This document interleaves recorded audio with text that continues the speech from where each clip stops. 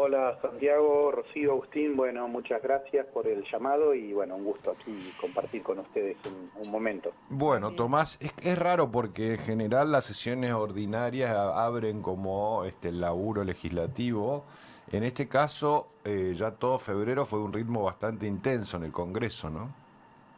Sí, sí, un febrero intenso de extraordinarias que además vienen con, bueno, falta ahora estas dos sesiones del Senado, pero que todo indicaría que van a salir bien para los intereses del gobierno nacional, pero Sí, podríamos pensar un 1 de marzo con un Milei pudiendo mostrar una reforma laboral eh, profunda, no digo sin precedentes, pero con cambios muy profundos, un régimen penal juvenil, que era una agenda bien del gobierno libertario, sí, y probablemente también avanzar en algunas modificaciones en la ley de glaciares, tres sí. puntos que eran para fin de año de difícil concreción y bueno, y hoy están a un paso de materializarlos. Así que sí, puede ser un 1 de marzo con un Milei fortalecido, probablemente. Y no es lo único, ¿no? Se vienen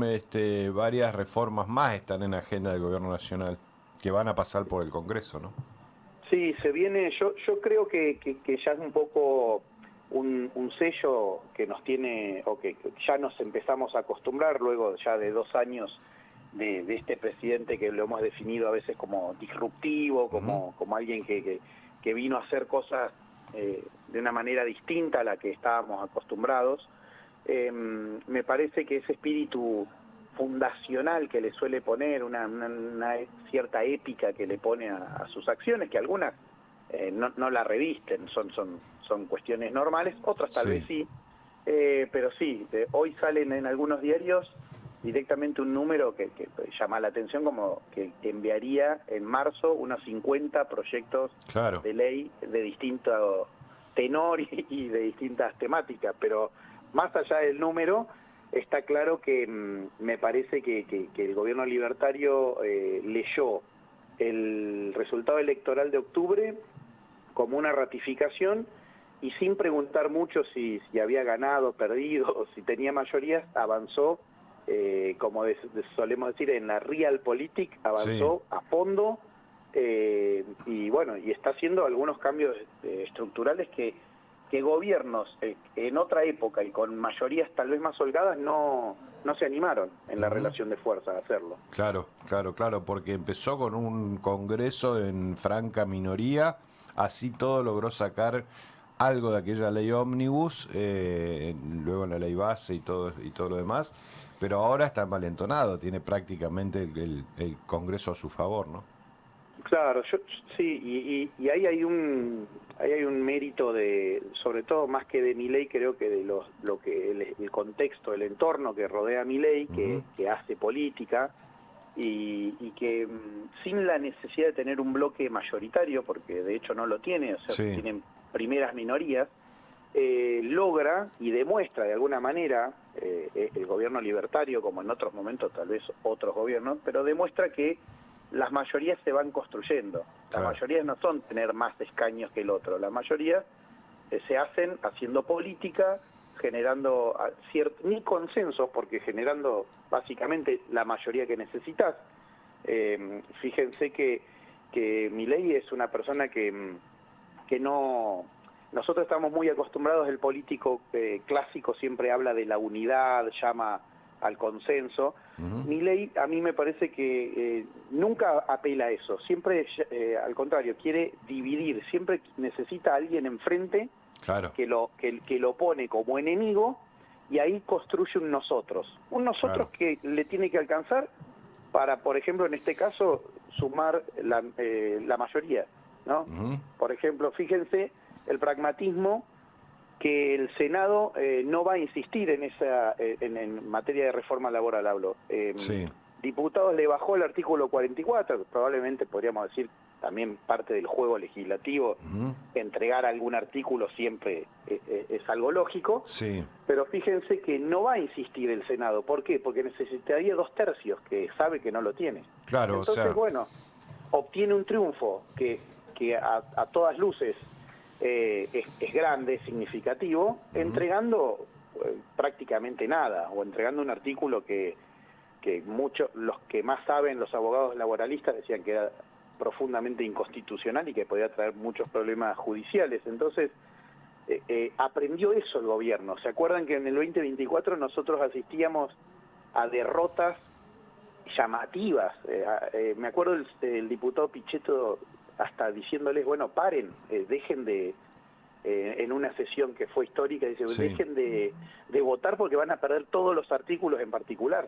Claro. Bueno, aprendieron de eso. Ya no vemos un oficialismo perdiendo votaciones en el Poder Legislativo, mucho más pragmático tal vez, y bueno, y va construyendo, ya te digo, no consensos, pero sí mayorías que le alcanzan para ir avanzando, ¿no?, en su agenda. Tomás, buen día. Agustín Amado soy. Buen día, Agustín. Me quedé prendado con esta observación que hacías, ¿no?, de madurez política, sintetizado en esa frase de Pichetto, ¿no? Bueno, dejen de votar porque van a seguir perdiendo. También esa madurez viene acompañada de otra cuestión, de otro aspecto que no es menor, y es que en el medio hubo un proceso electivo en donde Milei sale victorioso, holgadamente triunfante, y hoy la votación se puede dar precisamente porque tiene otra composición en el Congreso. Digamos, hay otros alineamientos y otras mayorías. Me llama la atención este dato y quisiera pedirte además una opinión adicional acerca de la incidencia que pueden tener los gobernadores a partir del armado de un bloque federal con peso propio en el Congreso. Entonces, ¿cómo se da, digamos, esta conjunción de alineamientos en el ámbito parlamentario y qué es lo que estás viendo? Bueno, Agustín, sí, yo veo que el triunfo de octubre, yo a veces me resisto a denominarlo, a cualificarlo de contundente. Me parece que de dónde venía Milei, sí, o sea, si vemos de dónde venía Milei, fue significativo. Fue más en escaños que en porcentajes, podríamos decirlo, si uno ve el territorio nacional. Pero claramente sale fortalecido. Repito, no logra una mayoría. Nosotros veníamos de los 12 años del kirchnerismo, salvo el primer Néstor que asume con minoría. Después estábamos acostumbrados a oficialismos con mayorías para quórum propio, por ejemplo. Milei no tiene eso y siempre necesita de aliados. Vos bien lo marcabas, por ejemplo, los votos que prestan los gobernadores o los votos que nosotros tal vez, ahí cometemos el error, pero bueno, vale la pena marcarlo, que prestan automáticamente y sin prácticamente discusión el PRO y la UCR. Pero nosotros por lo menos tenemos que marcar que no son La Libertad Avanza. Se comportan como si fuesen lo mismo, pero podrían tener algún comportamiento distinto. Entonces digo, me parece que ahí, más que una mayoría oficialista, lo que hay es un arte, y ahí sí hay una madurez política del gobierno, de hacer confluir todo eso. Entonces que el PRO, un pedazo de la UCR, y algunos gobernadores que ya se van repitiendo, siempre van a brindar el apoyo, pero yo creo que igual van paso a paso, ¿no? Por ejemplo, muchos dicen que los votos de la reforma laboral, por lo menos en materia de los gobernadores, fue un intercambio por la ley de glaciares que sí les interesa a Salta, a Jujuy, a Catamarca, sobre todo a las provincias cordilleranas, que necesitan una flexibilización de esa ley, por ejemplo, para algunos proyectos mineros que hoy estarían en la zona periglaciar. Entonces, ese arte de ir acordando proyecto a proyecto y bueno, ir constituyendo estas mayorías necesarias, me parece que habla de ahí de madurez política, pero no de yo no veo una hegemonía. Yo lo que veo tal vez es una oposición que ayuda mucho, la verdad. Claro. Fragmentada, desorientada, en internismos que a veces inentendibles. Entonces me parece que en ese ringa donde Milei pelea solo, nos da la sensación de que hay un Milei emperador y hegemónico. Yo no lo veo tan así. Lo que sí veo es que no tienen con quién pelear, ¿no? Nadie materializa el descontento que va generando Milei, porque también va generando descontento. Pero eso está disipado, disuelto y fragmentado en distintas expresiones, y lo que sí yo veo una enorme habilidad para transformar, o sea, es como que Milei más que una mayoría hegemónica, lo que tiene es una porción, una minoría intensa que le alcanza para ir para adelante, para avanzar. Y después tiene coraje casi temerario para ir como tal vez otros políticos no se animaban hasta esta irrupción, ¿no?, libertaria. Tomás, vos evidenciás que esta posible tendencia que vemos de Milei, más que tendencia, este inicio, este nuevo inicio con este Congreso Nacional más a favor de sus políticas, puede llegar a ser justamente, ahí va, la tendencia que marque en esta última parte de la gestión, y para luego ver un Milei que renueva su candidatura para el 2027? Sí, Rocío, algo de eso veo, y les comparto, para sumar a tu pregunta, les comparto algo que también a veces me gusta compararlo a Milei, que yo veo que a veces pendula. Por supuesto, esto, a ver, tomémoslo con comparación histórica, que por supuesto nunca es igual, pero pendula para mí entre tres épocas que pueden ser comparables. Y las tres épocas que yo veo es, a veces Milei se parece más al menemismo, a veces se parece más a la época del macrismo, y a veces se parecía, hoy creo que más disuelto, a la alianza. Entonces yo veo que Milei, hay momentos, por ejemplo, hoy tiene un momento más de menemismo, veo, o sea, hay batalla cultural, hay reformismo, es disruptivo, la oposición la tiene dominada, como le gusta decir a ellos, domada, está rota, pero tuvo otros momentos, hubo momentos de zozobra que parecía fin de época, crisis y agotamiento estilo la alianza, y también siempre recuerdo, como teniéndolo porque a veces uno, ya sea los optimistas o los que están descontentos con esta coyuntura, yo me acuerdo mucho de el fenómeno Macri. Hasta ahora, podríamos decir, ¿viste? Como esos memes, usted está aquí. Macri, yo me acuerdo que llegó al medio término con un triunfo hasta unos puntitos más que lo que logró Milei, más contundente, con las mismas condimentos que tiene hoy Milei, o sea, una posición media disuelta, el peronismo dividido, los medios alineados, los empresarios alineados, el FMI todavía no había llegado, pero bueno, alineado en el concierto internacional. ¿Y qué le pasó a Macri? Su 2018, que sería este 2026, ese año par, después de la elección de medio término, empezó la debacle.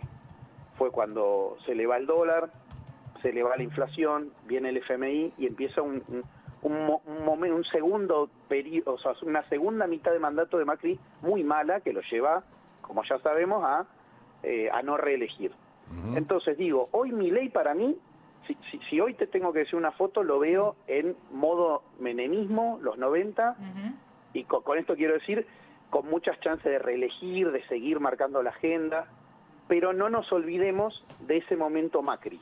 También puede pasar, porque digo, a todo esto hay que sumarle, todos los días sale una noticia de que una empresa cierra en este país, que se pierden puestos de trabajo, que a diferencia tal vez de los 90, en vez de desocupación, lo que ahora hay es precarización laboral, o sea, alguien no se queda sin trabajo, pero pasa de un trabajo con derechos a un trabajo, bueno, como sabemos, ¿no?, de plataforma o cuentapropismo. Entonces digo, habrá que ver en este año par, sin elecciones, cómo le va en la micro, sobre todo, que me parece que es el punto más débil de Milei. Va a tener que empezar a demostrar algún beneficio para el enorme sacrificio social que está haciendo gran parte de la sociedad. Yo creo que bueno, por eso les pongo ese juego de decir, creo que estamos hoy en modo menemismo, con lo cual podría reelegir Milei si sigue en esta sintonía. Y por eso yo creo que no para de ir al frente, por decirlo en términos boxísticos, no para de tirar piñas. Pero también puede ser que se tropiece y que estemos frente a un experimento como el macrismo, que duró 2 años muy buenos y después empezó una caída. Tomás, bueno, no tenemos más tiempo y te agradecemos la comunicación como siempre y tu gentileza. Me queda una, pero no la vamos a resolver ahora porque me mata el productor ahí, Emma. Pero los gobernadores que están apostando a negociar con Milei, digamos que Milei no se les meta en las provincias en el 2027, es un gran signo de pregunta, ¿no? Buenísima pregunta. Cuando quieras la desarrollamos, Dale. pero estoy de acuerdo contigo que es un arma de doble filo. Bien, Puede ser. me encantó la Acercarte definición. tanto, capaz que te sale caro. Así es. Bueno, gracias Tomás. Ya lo vamos a charlar más tranqui. Te agradecemos tu tiempo como siempre. Un abrazo grande. Bueno, muchísimas gracias.